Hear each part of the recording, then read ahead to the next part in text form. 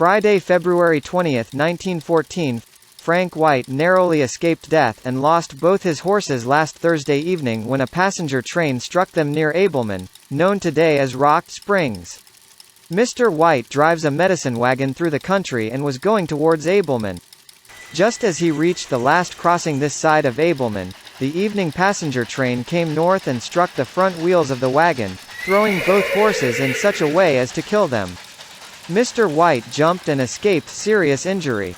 There is a bell at the crossing, but Mr. White says he did not hear it ring and had no idea the train was approaching until he was on the track in front of it. That he had the presence of mind enough to jump is the only thing that saved him from death. He was unconscious when the train crew picked him up after the accident and he was brought home to this city. Thankfully, his injuries were slight.